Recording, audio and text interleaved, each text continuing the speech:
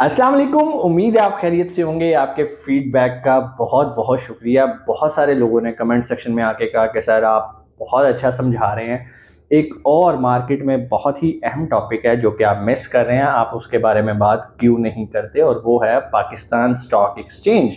Means के stocks के साथ आप पैसे कैसे कमा सकते हैं, आप शेयर्स कैसे बाय एंड सेल कर सकते हैं पाकिस्तान स्टॉक एक्सचेंज के अंदर। तो मैंने कहा चलो इसके ऊपर भी एक छोटी सी सीरीज बना लेते हैं। सबसे पहले ये जानना बड़ा ज़रूरी है, बहुत सारे लोगों के जहन में मिसकंसेप्शन है कि जो पाकिस्तान स्टॉक एक्सचेंज है ये कोई जुआ है, कोई गैम्बल है कि एकदम स्टॉक की प्राइस ऊपर चली जाती है, एकदम स्टॉक की प्राइस नीचे चली जाती है। तो मैं आप लोगों को बताना चाहता हूं कि ये जुआ नहीं है। जुआ उन लोगों के लिए है जो कि रातों रात अमीर होना चाहते हैं, नुकसान भी वही उठाते हैं।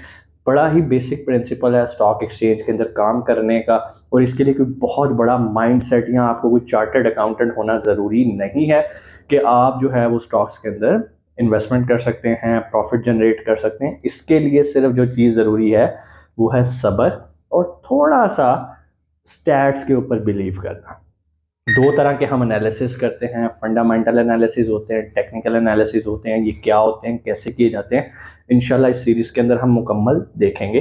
पहले थोड़ा सा समझ लेते हैं कि पाकिस्तान स्टॉक एक्सचेंज काम कैसे करती है, और यहाँ पर जो भी कंपनीज मौजूद होती हैं और जिनके भी हम शेयर बाय एंड सेल करते हैं वो कंपनीज कैसे रजिस्टर होती हैं। सबसे पहले तो आपके लिए ये जानना ज़रूरी है कि लोग अपनी कंपनीज को रजिस्टर क्यों करवाते हैं स्टॉक्स के ऊपर, या आसान अल्फाज में जो companies already Pakistan stock exchange पे मौजूद हैं वो वहां पर क्यों मौजूद हैं।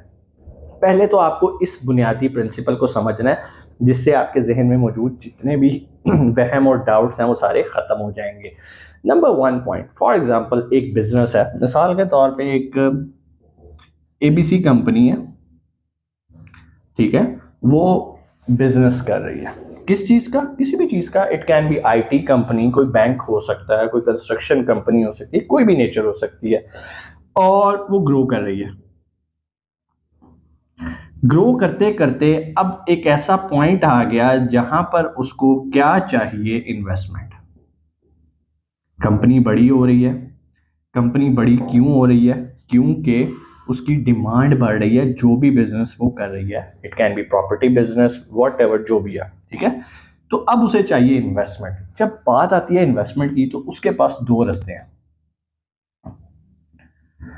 एक तो वो लोन ले,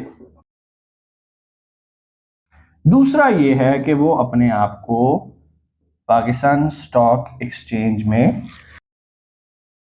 लिस्ट कर दे। लिस्ट करने का क्या मतलब है, अपने आप को पाकिस्तान स्टॉक एक्सचेंज, जो कि इसका एक एब्रीवेशन है, ये पाकिस्तान स्टॉक एक्सचेंज का एब्रीवेशन है। आप यहां पर अपनी कंपनी को, इस कंपनी को लिस्ट कर देते हैं।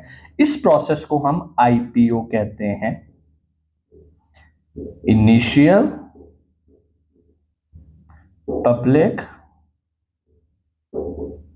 ऑफरिंग। लफ्जों से घबराना नहीं है, ये स्टैंडर्ड टर्म्स हैं जो वक्त के साथ आपको याद हो जाएंगी।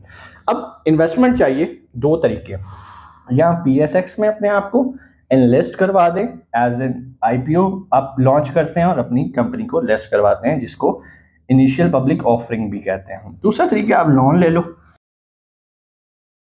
लोन किसी इन्वेस्टर से हो सकता है, या आप बैंक के थ्रू ले सकते हो। लेकिन जब आप लोन लेते हो तो इसका जो ड्रॉबैक है वो ये है कि आपको इंटरेस्ट पे करना पड़ता है, मींस के सूद। कुछ लोग इसे सूद कहते हैं, कुछ नहीं कहते, वो अपने अपने आपके कॉन्सेप्ट्स हैं।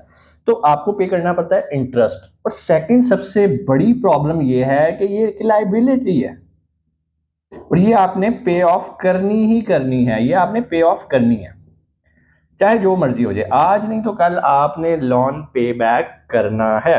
दूसरी तरफ आ जाते हैं हम पीएसएक्स पे, ठीक है। पीएसएक्स पे हम आईपीओ, इनिशियल पब्लिक ऑफरिंग के थ्रू अपनी कंपनी को लिस्ट कर देते हैं या रजिस्टर कर देते हैं।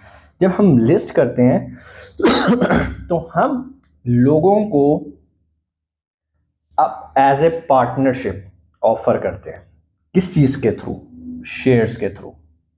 हम कहते हैं भाई ये हमारी कंपनी है, ये ग्रोथ चल रही है, इस ग्रोथ को प्रूव करने के लिए डॉक्यूमेंट्स होते हैं प्रॉपर, ऑडिटर्स ने ऑडिट किया होता है, रिपोर्ट्स होती हैं जो कि इस चीज़ को प्रूव कर रही होती हैं कि ये कंपनी इस काबिल है कि इसके शेयर्स खरीदे जाएं।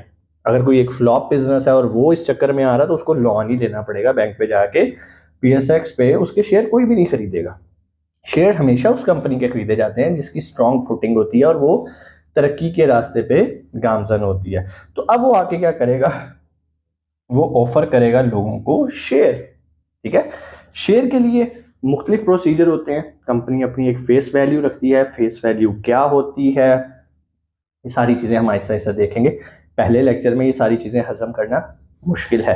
पहले लेक्चर के अंदर आपके लिए ये समझना ज़रूरी है कि लोग अपनी कंपनीज को क्यों रजिस्टर करवाते हैं as a public limited company या पीएसएक्स के ऊपर।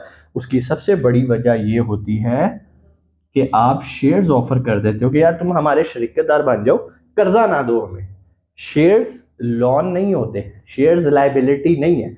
शेयर्स का मतलब ये है कि अगर ये कंपनी तरक्की करेगी तो आपके शेयर वैल्यू ऊपर चली जाएगी, और अगर बहुत अच्छा तरक्की करेगी तो हम ऊपर जाने के साथ साथ आपको डिविडेंड्स भी देंगे।